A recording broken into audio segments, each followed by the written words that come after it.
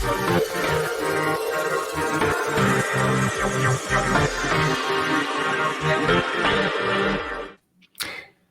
Tuesday morning, everybody. It's June 28th, 2022. You're watching Finance and Technology Insights with Brian and Eric. I'm your co-host, Eric Buhrendorf.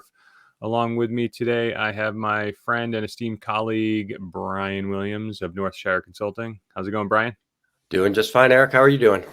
Doing pretty good.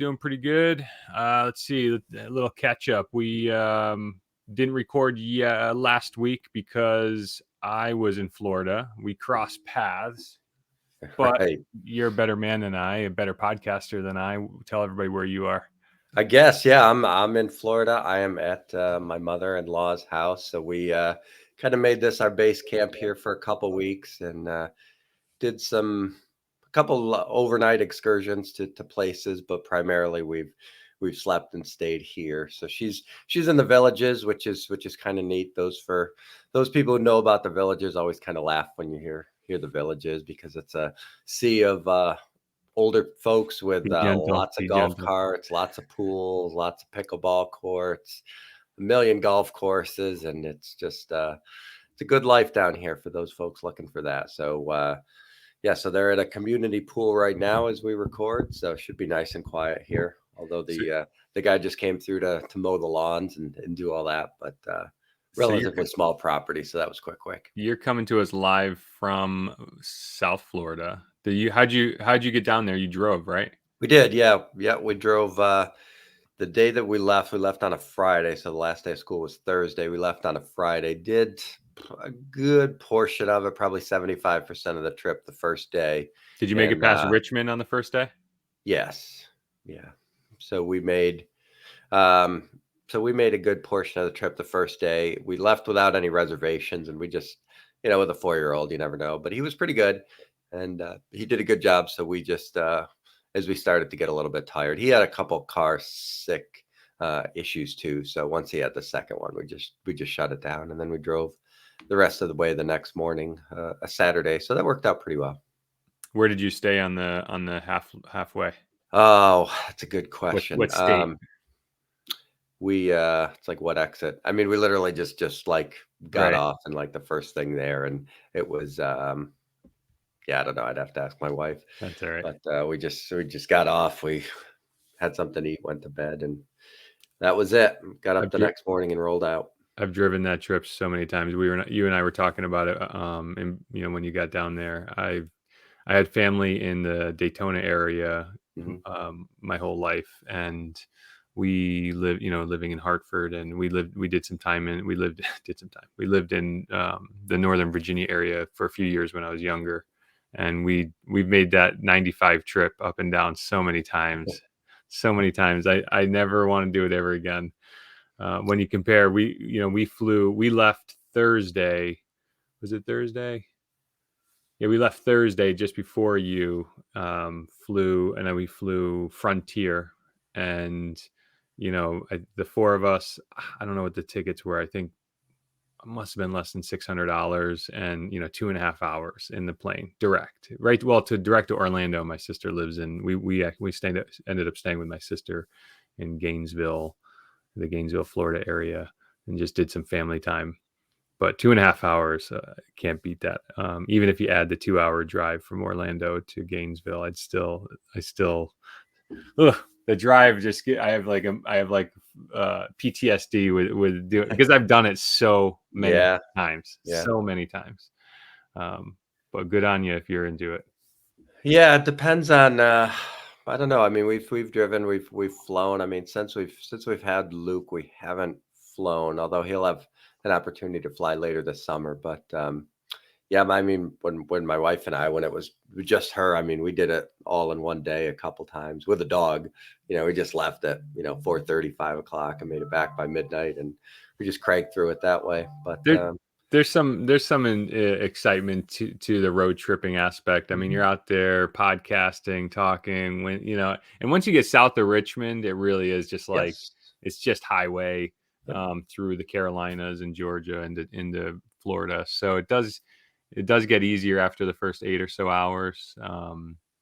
But if I had a self-driving car, There you go. right, I would do it, or maybe some sleep pod vehicle, where Yep. you can get in and do 8 hours laying flat watching Netflix or something in transit, maybe.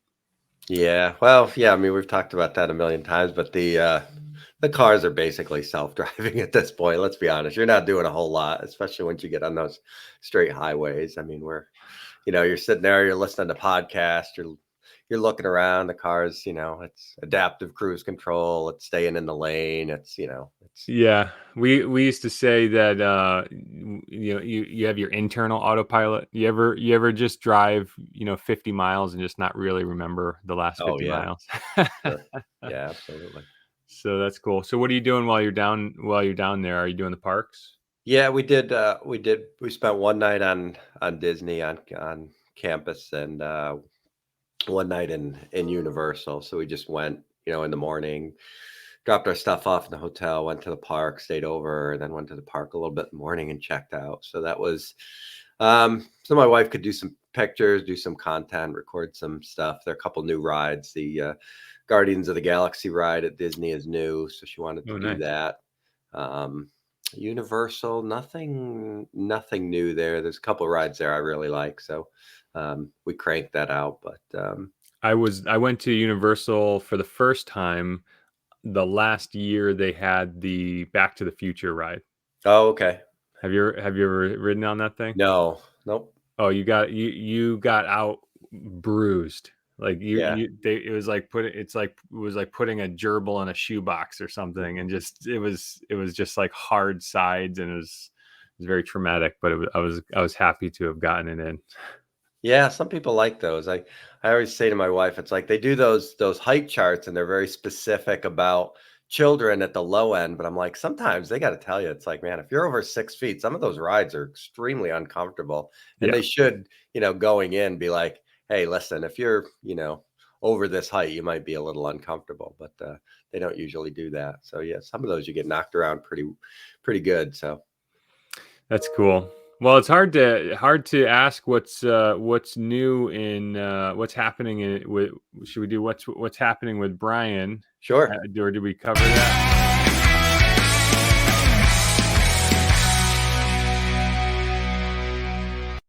I love it. We got to change that to Northshire intro, because I keep thinking that we cover our personal what's happening, right, and Oh then yeah, right. these are really what's happening in Northshire and EVERNET, Yeah, right? business wise. Yeah. So are Um, you getting anything done while you're on vacay? Yeah, actually, yeah. I recorded a nice bit of content yesterday and started to trickle out some clips. So that was um, interview with this guy. He actually has a podcast that he's been doing for a while and has run some won a couple of awards for his content. But he's not got a new book coming out called Taking Stock. And interesting backstory on him is he was a doctor. He lost his father when he was 7 years old, and he started doing some work at the local hospice. And so he started a podcast, sort of money related, doctor related, and to try to help doctors and others manage their money and their enormous student loan debts that a lot of them have. And then he sort of looped in this hospice concept and some of the conversations he has there. So it's almost looking backwards, saying, all right, here's what people are concerned about, when they have when they're in hospice, when they have an expiration date. So yeah, that's him right there. Good guy.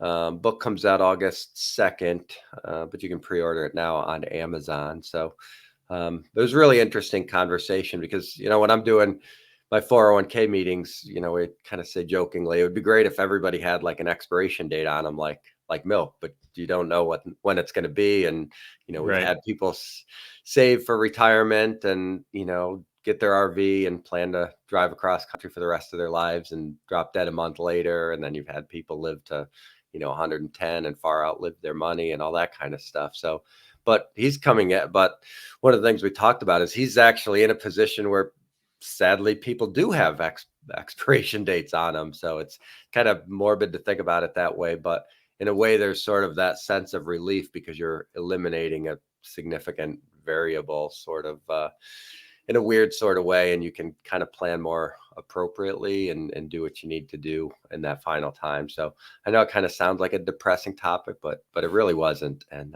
had a good conversation with him. So trickled out some clips on social media yesterday. I'll do a little bit more editing today, and then I'll post it Thursday night is the plan. So, but That's yeah, that was cool. a good piece of content. I enjoyed that. So you're getting a lot of mileage out of your author guests. Yeah, I like that. Yeah, it's good for them. I mean, they want to come on. They've got books to talk about. It's probably a decent way for them to kind of hone their story, and hopefully they kind of go up and get picked up by other places to talk about their book, and if they can sell a few books based on it, which they probably do, because I'm pretty good about sharing the links and stuff to various platforms, and then they reshare it, and Yeah, I hopefully I mean, get some subscribers and group members. Yeah. all press is good press. That's for sure. Yeah, yeah, you want to make their time worthwhile. So, Yep. Very cool. Very cool. So, want to go into what's happening with me? yeah, let's do it. Let's click. That's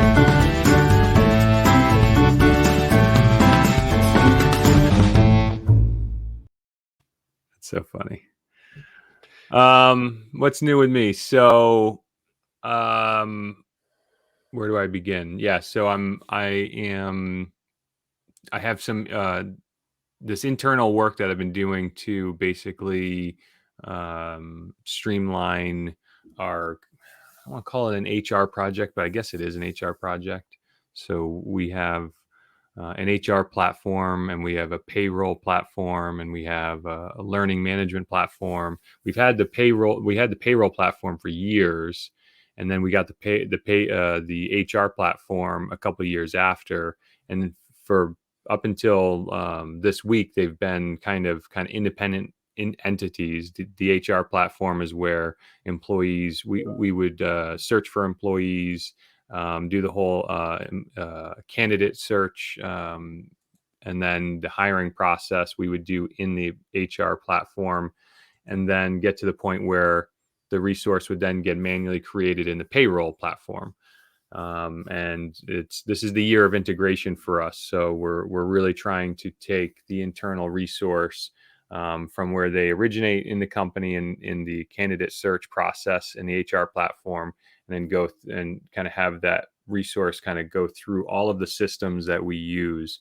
So this past week, I've been integrating the payroll platform and the HR platform, and that's working well. And then the learning management platform that we are implementing we have that pretty well tuned up, and we've created a curriculum and our kind of all of our internal training documentation, because we've been curating a knowledge base from an internal process documentation standpoint. It's all been written word in our knowledge base, and we're basically converting that into our learning management system. And just before we connected, I was researching what video tool I'm going to use because it's basically the trainings are going to be, spoken into a camera, me speaking into a camera, maybe one of our team leaders speaking into camera, doing a screen share, 5-10 minute clips, that sort of thing. So I don't know whether we're going to do that in Teams. Teams doesn't let you record your own video during a screen share. Oh, really? Yeah. So if you Google like how to record a screen share, there's a couple people that like go through all the available tools. Zoom does. You can record a meeting in Zoom, like just yourself in a meeting in Zoom, and have your own video there. And then there's platforms like Loom. I don't know if you've ever heard of Loom. Yep. Did you? I think I tried using Loom for a day, and Loom is cool. I don't know if I have that up. I don't know if I want to. Well, unfortunately, they're making me. I was trying to get to the home page. Yeah, here we go. So like Loom lets you kind of have these like self bubbles in your recordings. I don't know if they're going to show it or not, but I just don't want. I'm like death by 1,000 apps here, so I just don't want to like get another app to do that. So I got to see how I'm going to use. I do have a Zoom subscription to our Ring Central account, so I don't know. So that's what I'm doing, just integrating all of our systems internally to really just streamline our internal workflow from a human resource perspective, implementing this technology called single sign-on, so our people can go across all of the apps that we use and not have to be reprompted to log in and manage a separate credential. The added Right. benefit the added benefit of it's called single sign-on, SSO. The added benefit of using SSO for as many apps as you can, for example, is you basically have one kill switch. So if you have when you have an employee termination or rotation, you just go to the identity provider and just deactivate, and now that person cannot access all of those Mhm. systems. So Yeah, that's that's pretty been good. what I'm You working on. expect to be onboarding a lot of folks the rest of the year? Yeah, yes and no. Yeah, so I am aggressively positioning this company for growth. So I was in growth mode back in 2014, 15 when we did some mergers and acquisitions and we became this big mega company, and or at least in my side my eyes it was big company. Then I had to spend a few years um, leaning the company and cleaning the company. So we had when you do an M&A, you get a lot of redundancy in roles and things. Mhm. So it was just a matter of finding a place for everybody and kind of trimming the unneeded resource. And so that was done a couple of years ago, and then now we're restarting the growth machine. But at the same time, we have been bringing on resources, and every time I bring on a new resource, like, it is very painful for both the new resource and all of the people that have to train the resources. And so I'm just looking basically at where the pain points are. And every time I got to train somebody on, like, you wouldn't believe how difficult it is for people still to create usernames and passwords for a new portal. Like, hey, this is the app we use, log in, create a username, password. People are still still relying on their memory to generate passwords. They're still trying to manage passwords in their heads and on the fly. You know what I Yeah. mean? Use a password manager, by the way, LastPass, 1Password, whatever. Mhm. But so I'm still seeing that, and that's painful. So the SSO technology is going to reduce that pain for our people. So you come in, you have one credential or very few, at least starting with the corporate identity credential. That's the one you memorize. Fine, that's the one you memorize and manage. So you log into that, which is effectively your company email, and then from Outlook you can log into all of the apps that we use, Mhm. and they don't prompt you to create or log in with another credential. Does that make Right. sense? Yeah, absolutely. So You that's Go ahead.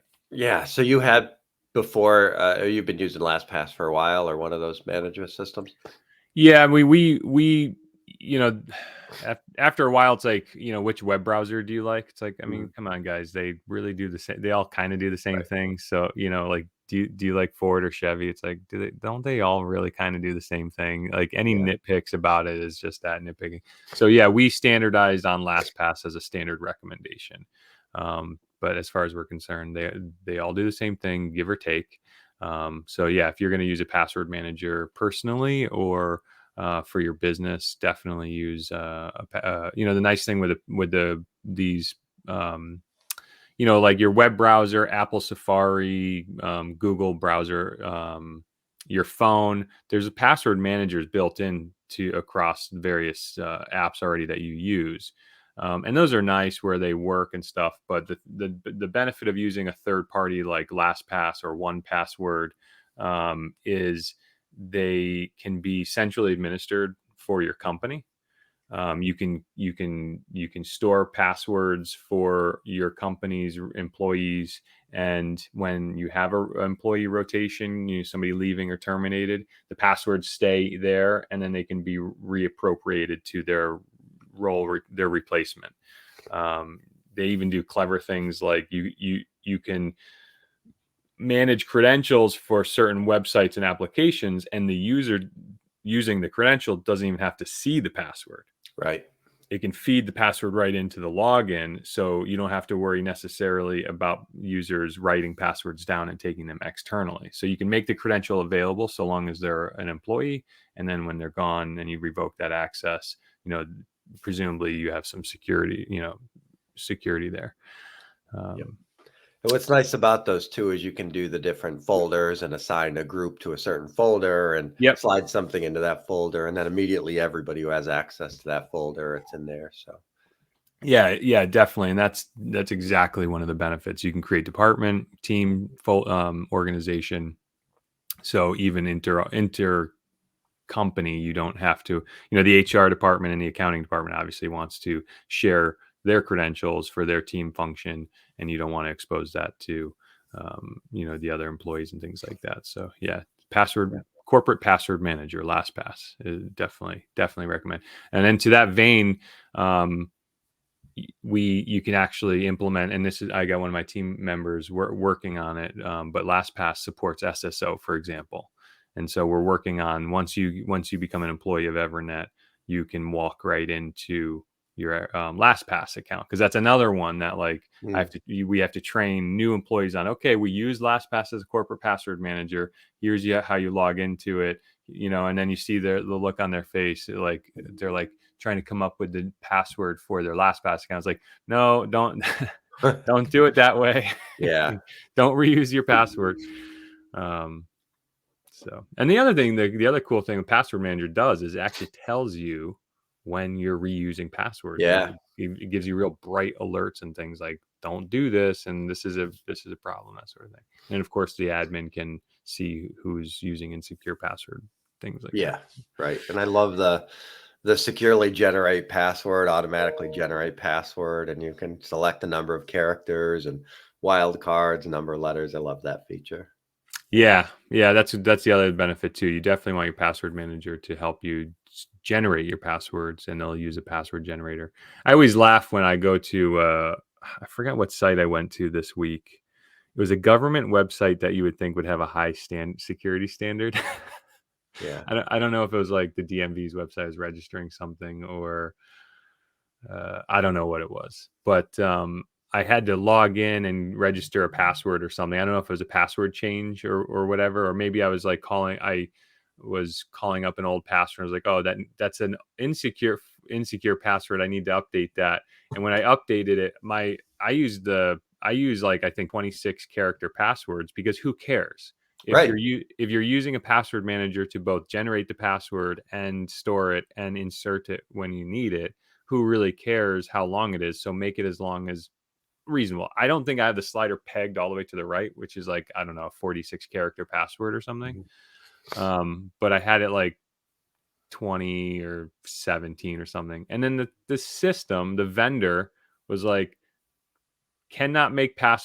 please don't make password longer than 15 characters or 14 Oh, really? characters, And it's like such an old legacy thing for a system to do, because technically a password should be, I mean, I don't know at what point it becomes inappropriate. 255 characters would be Right. inappropriate for a password string.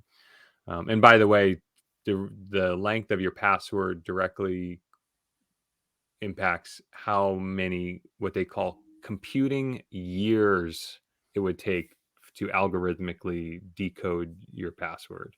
And Right. like a one, it takes milliseconds for 1 digit, 2 digit, 3 digits. It takes a couple minutes, I think, for 4, 5, 6. There's a whole graph that shows you. It Sure.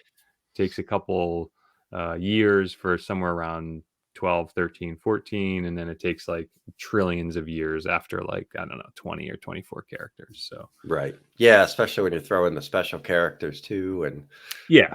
that's Yeah, well, if you're using dictionary words, then again, if you only use dictionary and alphanumeric, it takes that can be run down in minutes, I think, by the yeah. fastest computer. So that's a lot about that. I am. Let me do a little promo. So to you're interviewing.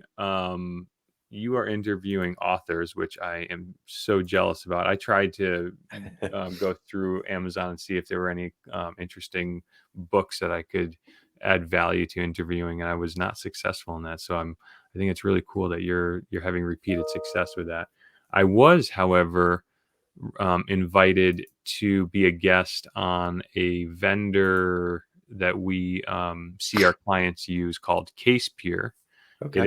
It's legal case management software, and they've invited me to be a guest on their, I don't know if they call it their podcast or if it's a webinar. I think it's kind of being promoted as a webinar. But the CEO and co-founder of CasePeer, Gabriella Cubiero, has invited me to speak with her about. Let's see, we're excited. I guess, conversation with webinar series. We'll talk about IT and cybersecurity in the context of law firms. So that's kind of fun. So that'll be next Thursday, July 7th at 1:30 p.m. And I have on screen here for the listeners a link to register for that if you're interested in that. So that's kind That's of really exciting. neat. Would there be any value to somebody listening to that if they're not in the legal field? Short answer, yes. Mhm. Short answer, yes. Because, I'll be talking about IT and cybersecurity issues in the context of a law firm. But if you're a professional services business or, it's kind of like one of those things like no knowledge is bad knowledge. You know what I Right. mean? So, um, you know, we, the cybersecurity world is really desperate to just get people initiated, and try to, if you can get one little tidbit from there, and I'll hopefully offer some tidbits because, don't forget, we're still, a lot of cybersecurity issues are born from the everyday person. The paralegal goes home and has home computer and kids on devices. And, it's like, we got to remind the paralegal, like, don't let your kids use your work computer for, you know, whatever kids want to use computers for, that sort of thing. Yeah. So yeah, there should be something for everybody. Yeah, I saw the first topic there about why law firms are targeted. Maybe we can at least cover that quickly. What would be the point of targeting law firms? I mean, you think of more, financial institutions looking at access to dollars and account numbers and socials. What makes law firms a target? Dollars, the Yeah. dollars, the dollars that they manage and broker. Mhm. So real estate attorneys alone, and I imagine this is the same for every sort of litigation where money is exchanged. But if you are sued or doing some sort of financial transaction, real estate is the easiest one to understand for most people. When you buy a house, you in the state of Connecticut, anyways, you have to have an attorney. Pretty sure you have to have an attorney represent the closing. You have to have title insurance. Maybe that's what I'm confusing. But when you buy a house with an attorney, you are giving the $500,000. I don't know what our audience is or what their houses are going for these days, but let's just say $300,000. If you're buying a house for $300,000, even though you may be getting a mortgage, either the bank is giving your attorney, their $300,000 or your $300,000 obligation to your attorney. It's being held in escrow, which is like an intermediary, safe intermediary for all the parties. Then you're coming to the table with your seller, making sure that all the agreements pertaining to the sale are copacetic, and then when the ink dries on the contracts and the purchase contract, your attorney is then transmitting your money to their attorney, and their attorney is then transmitting your money to them, to the buyer. Well, $300,000 is in motion, That's right. and that passes through attorneys, and the attorneys, a law firm has what's called an IOTA account, and that is the interest on lawyers trust account, is a method of raising money for charitable purposes. Am I conflating this? I might be conflating this, but I'm pretty sure the IOTA, I'm not going to do this research on the live, but I'm pretty sure the IOTA account is the generic attorney's account that all that money passes through. Mhm. So yeah, in short, the attorneys, law firms, they handle and broker a lot of money, and I've seen it. We've had real estate attorneys, not our clients, thankfully, call us in a panic saying, I've just released a couple $100,000 to a bank, to what I thought was a bank or a party, and it wasn't. Yikes. Yeah. big yikes.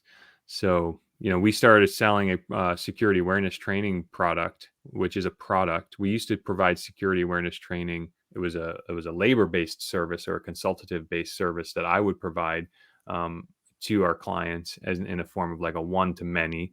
I used to do it in trying to gather as many employees in the office and into their conference room as they would willingly join. Mm-hmm. And I would try to give them recurrent cybersecurity training. The turnout was always low. It was a leaky boat. Some paralegal or partner would regularly not show up. They would regularly not schedule the security training.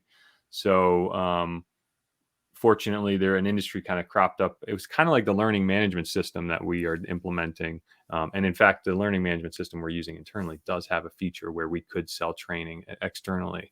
But we do have a platform that our clients can subscribe to that manages recurrent cybersecurity training for one of these reasons. I'm on a total tangent here, but yeah, it's I'm over caffeinated, but it's a big deal. Yeah, sounds like it's a big deal. No, that's good. You don't necessarily, at least I wouldn't think of law firms as being, I mean, obviously a target, because especially on like the ransomware side as well, because obviously there's usually some pretty deep pockets there, and it's a firm that doesn't want to be out of commission for that long. So that could be an issue too. Yeah, fortunately, we haven't had none of our 17-year period. Even when ransomware was coming out, we never seen a client pay out for ransomware. Yeah. And one of the biggest things that you can do if you ransomware is just a virus, and they're basically saying, hey, we locked your stuff, call us and we'll sell you the code. You don't need that code if you have a robust backup and a robust and appropriate backup solution for your systems. So every time you see a hospital or a school or something paying a ransom, it's because their IT department and their leadership. A lot of times IT says like, hey, this is what we need funds for. Yeah. And leadership makes a determination what their risk tolerance is. But it's every time you see a news article about somebody paying out to a ransom, it's because the leadership didn't fund that IT function. So. Right. And a lot of times that's as simple as doing a daily backup, right? So you're just restoring from the day before. So maybe you lose half a day's worth of work or something, but that's the least of your concerns. Yeah, in most cases, our backup systems now are real time. Oh, okay.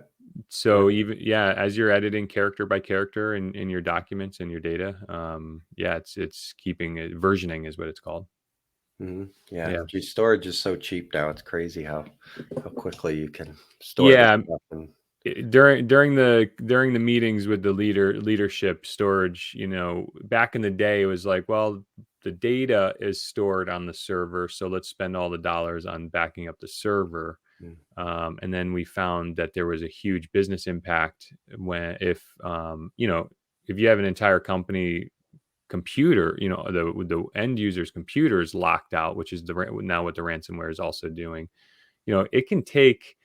There's technology called imaging and things, so you can image computers. You can kind of like configure standard configuration for your computers and kind of push that out to all of the computers across the organization. But still, there's like settings and end user settings and even a user's favorites and things, and to try to configure a reliable kind of redundancy from an imaging standpoint can be kind of expensive and time consuming in and of itself. Sometimes it's just easier and cheaper to just pay for workstation level backups. And in the event that you get bagged, you don't have to, it could take, without imaging and a backup, it could take 6 to 8 hours just to get a standard Windows computer back to, full operation and back in the hands of the end user. And multiply that by whatever you're paying your IT guy. Mm-hmm. Right. All right. Is there anything in the news that popped up that was a big deal for you that you want to check out? I don't know. I don't know if I've been posting to our Facebook group. Before we get into that, just to remind everybody, we are on Facebook. We are on YouTube. We'll have links below. If you haven't already, give us a like, share, and subscribe. Comment too to tell us how we're doing.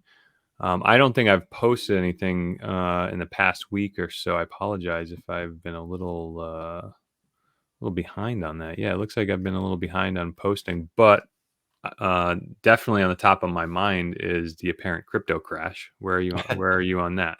Yeah, so it was kind of interesting. I mean, just following the track of Bitcoin, we did hit the mid 17,000s. Now it's kind of rallied back to into that spot around 21,000 that it's been at for a while. But what's interesting there is it's, there's a lot of people who want to be in the "I told you so" business. There's a lot of people who, but if you look back at the history of Bitcoin, there's always been significant drawdowns. Where we peaked at around 66,000 on that and dropped about 17,000, but that's actually not that uncommon. So it's still a, relatively new technology. It's still a relatively new, the platforms are new, and they have some growing pains and some growing up to do as well, especially on the stable coin side.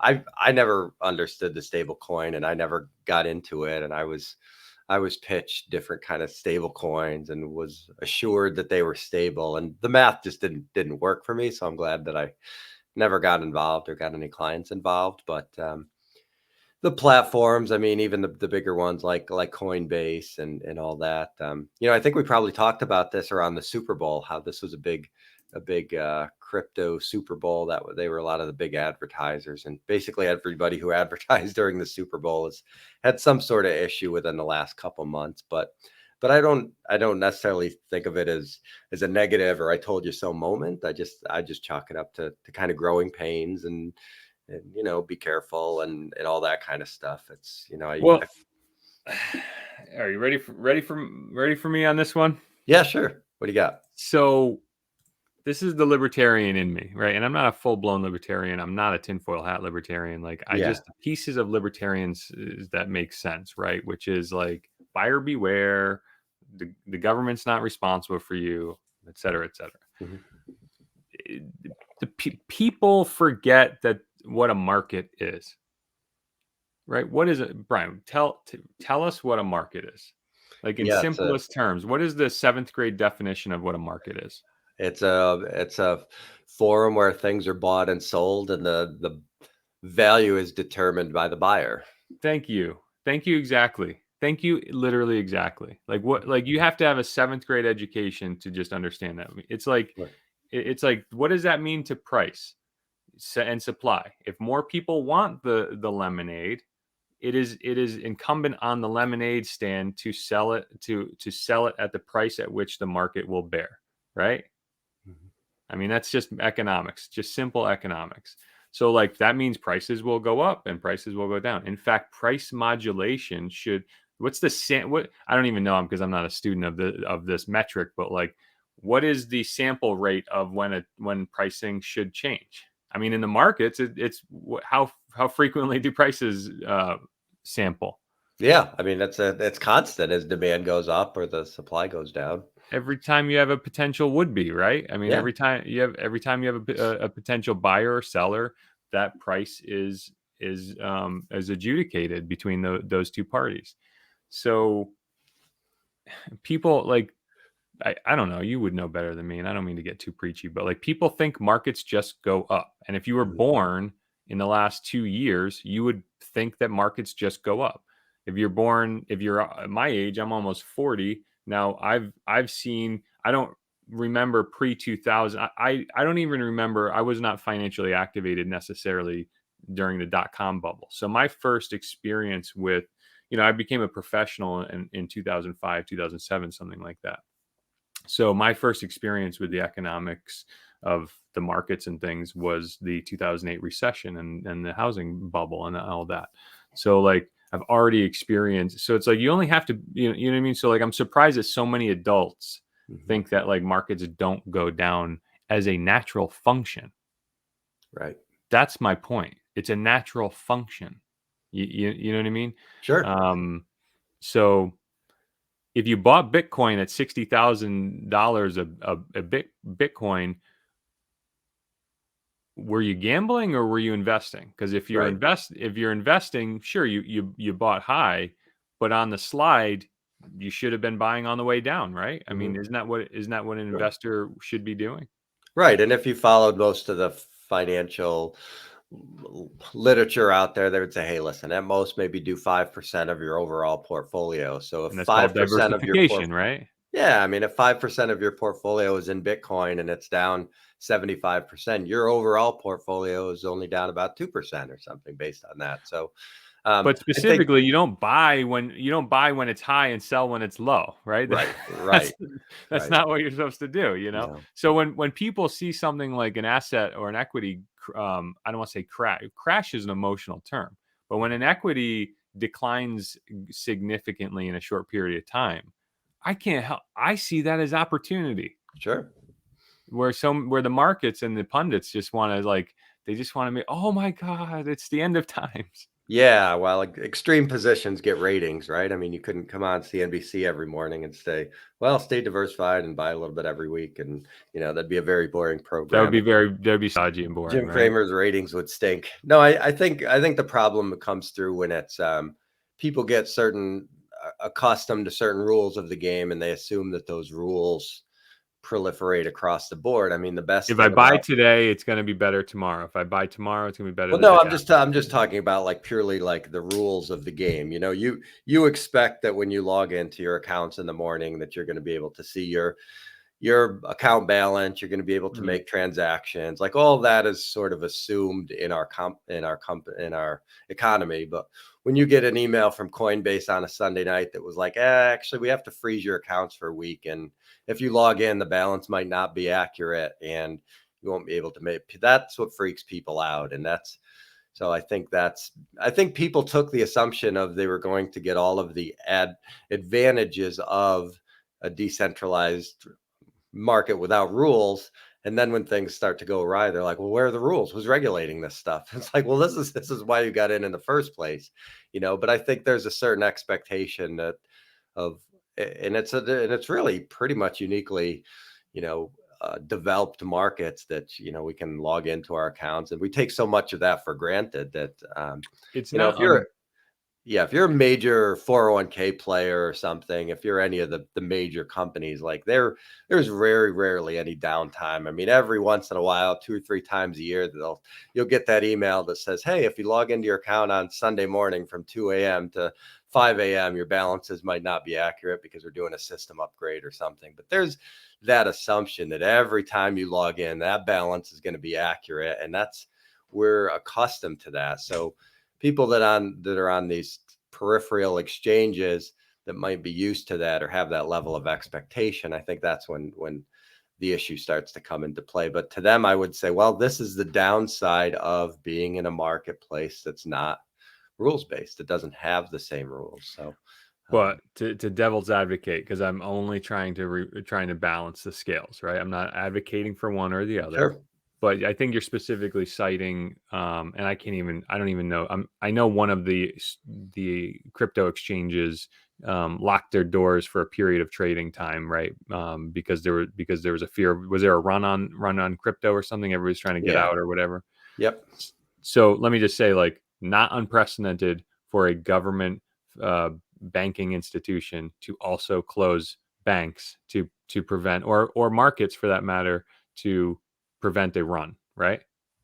Well, you have curbs in place. Certain times the market will be closed for trading while things need to be adjusted, or might be closed for a couple days, after 9/11 or something like that. But people still had access to their money, and that was kind of a Uh, globally Come on, kind of, hey, we're all in this banks have together. closed during the runs. I mean, it's not unprecedented. No, not unprecedented, but it'd be rare for, let's say, for example, Schwab to send out an email on a Sunday night saying, you can't get at your accounts for a week, but yet Fidelity and Vanguard and everybody else to be up and running. I think that's the difference. And it's not Right. just Coinbase. There's been other similar companies that have had similar issues. If you think of the idea of the stable coins and kind of compare that to what people think, and even just the terminology, you might say, well, that's a free market, they should be able to say whatever they want, and there's some truth to that. But there's also rules in false advertising and things like that. I mean, if you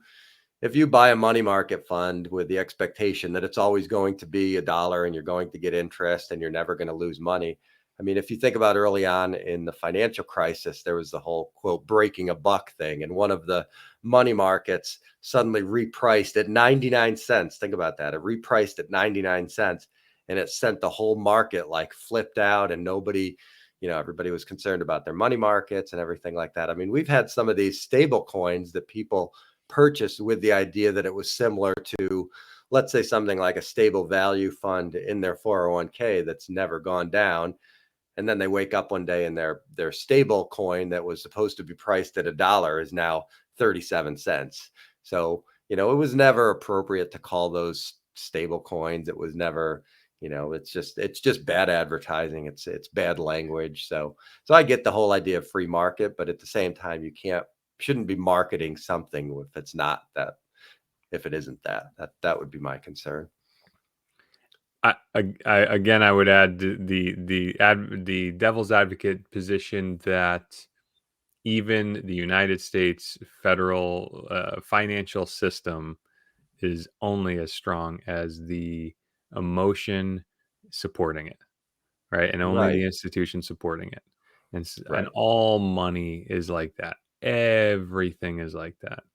So Sure. I know I respect your I don't know if it's a political leaning or if it's a you and I are, I think, a little polar on some of the buyer beware, the kind of buyer beware ishness, or of markets or whatever. I think and and I think that's fun that we have that dichotomy between the two of us.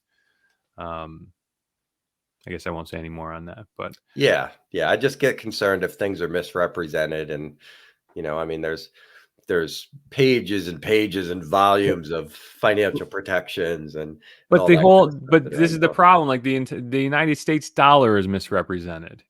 Biden wants to issue a federal tax credit and not Mhm, call that a gas subsidy, for example. mhm. And Yeah. that's a misrepresentation. Oh, sure. Yeah. And then he doesn't want to say like tax credit day for gas.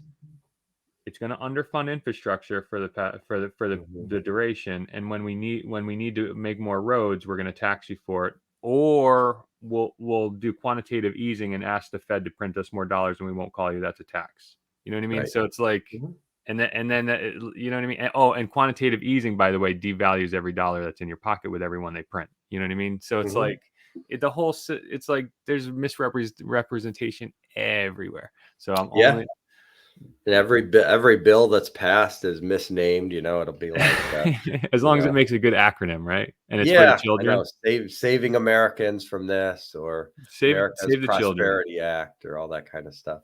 Yeah. Yeah, it definitely is. I mean, anybody that got any kind of stimulus check, you knew that wasn't, they were just getting an advance on future inflation, and now they're paying that all back and higher Yeah. gas prices. Yeah. I'm in the car on dropping my kids off at day camp, and I don't listen to the radio, and since Spotify, like I'm just not on the radio, but it was a short trip and I just put the radio on. And morning radio. Do you ever listen to morning radio? Like, you I do remember? some. I mean, you know what the format is. It's like the Sure. jockey, doing some chatter, doing some songs, doing some what's happening around the state, what's happening with the traffic, what's happening with the weather, whatever. And I just happened to hear him say that the minimum wage is going up in Connecticut. Now, I'm not going to take a position on minimum wage, but it's like I'm a business owner. You're a business owner. Like, the pleas for raises, are starting to come through the ranks. I Mhm. got to address the market. The the disconnect between labor the cost of labor Hmm. and the cost of goods is astounding. You know what I mean? So it's Right. like, print more money to give the stimulus checks and to pay for infrastructure when when you do the tax holidays, and oh yeah, raise minimum wage, but like the total disconnect from the fact that, like, yeah, the business owners, like, when it all gets more expensive, what do you think the cost of your cheeseburger is going to happen? Like, Right. and it happens it's in lockstep. You know what I mean? It's not like you get to benefit from discounted cheeseburgers for a period of time. It's like, No. no, as soon as minimum wage goes up, and that first payroll period happens, or before the payroll period, your Big Mac just got more expensive. Like that's just built into the system. Unless you want to be a socialist country and then just let the government dictate what work people can do and for how much you can buy your goods and services. Right. Like, that's where we're at, people. I Yeah. didn't mean to go on that rant, but like that's where it's at. So Yep. And a lot of times price increases, especially when you have runaway inflation, price increases, somebody who's selling that cheeseburger for 75 cents says, screw it, let's just make it a buck because we're going to get there anyway.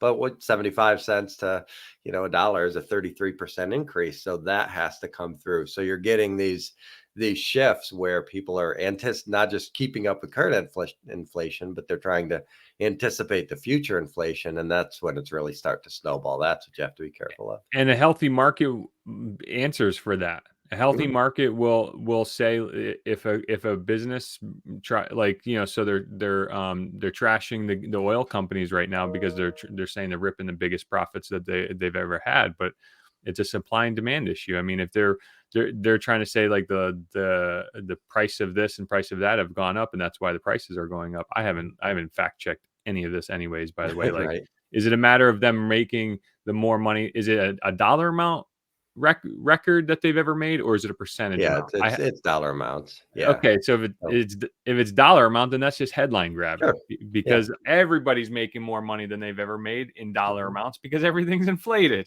Right. Right. And to say the oil companies is it's the faceless enemies, right? I mean, and if you do attach a face to it, you assume it's the 70-year-old white guy CEO, but it's not. The majority owners in all these oil companies are the 80-year-old woman who's still getting her Exxon Mobil dividends. And that's how they get. It's true. It's It's true. so If you true. look at who really owns these companies.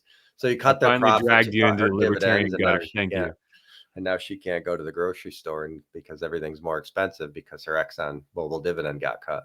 But don't get us started. Who really owns those companies? It's us. It's so funny. I love that you're gonna finish us like you're gonna finish our show like that today. By the way, that 70-year-old CEO was on CNBC. Did you see that? I did. I saw bits and pieces of it. I didn't see the whole thing. I forgot it. I forgot his name. Let me. The headline I'm googling right now is CEO Exxon. What is it? Exxon. I do this. Yeah, he's beating up on clean energy a little bit. Did that tick you off? I don't. Well, I don't think that's where the direction I was going. Exxon Mobil. I'm just reading the. Once I learned how to spell Exxon and Google it. Exxon Mobil from CNBC CEO cautions against an abrupt energy. Okay, so he was. That wasn't the headlines that I was. Oh no, this is the other one. Electrek. Electrek headline. Let me just see. Do a quick. I know we're on a time constraint. We have 6 minutes to exit this show, so let's just limit this to a headline. Exxon CEO says no new gas cars globally by 2040. Oh, goes wolf in sheep's clothing about CO2. Yeah, let's not touch on that. But at least the CEO of ExxonMobil says that he doesn't expect gas cars to live past 2040. I mean, that's pretty telling. Yeah, that's pretty significant. Yeah, but it doesn't come without some growing pains and some adjustments. But Yeah. yeah, All I right. saw a headline that was Exxon CEO society to pay quote high price for hasty transition to clean Yeah, energy. I know. We have a hard stop. We have a hard stop in 7 minutes, 6.5 minutes. Yeah, So maybe something for us to talk about. I always love these shows doing this with you because sometimes it feels like a slow lead in, like, oh, what are we going to talk about? And then we just we go on our rants. I love it, which is why I love doing these. yeah, these are fun. All right, so I'm your co-host, Eric Buhrendorf, CEO of EVERNET Consulting. I'm just going to bring up my website here. Go to evernetcode.com to learn about us and how we can help you advise or support your business and your IT function. You can schedule a call directly with me right on the homepage. Schedule a discovery call. I'll give you an hour of my time for free. I am joined by my co-host, Brian Williams, on Tuesday mornings, recording FinTech, and you can go to northshireconsulting.com. Brian, go. Yeah, Northshire Consulting is a Connecticut-based investment advisory firm. So we work with small businesses and individuals to work on their financial future and establish retirement plans for employees and household members. You can find us online. Most platforms we go by 401k and beyond, which is kind of our split personality, our online persona, if you will. So we have our Facebook group, which is 401k and beyond, our YouTube channel, 401k and beyond, and a little bit with Instagram and TikTok and LinkedIn as well. Pretty active there. So that's where to find us. And Cool. here, of course. We are on YouTube. We don't have a custom URL yet, but YouTube's on there. We'll have links in the description. We have Finance and Technology Facebook group and page. Give us a share, monitor any news. Brian and I pin there. Again, leave us a comment. Tell us what you think. Share this with your friends and family. And we look forward to seeing you next week. All right. Sounds good. We'll see All you right, then. Brian. Have a good week.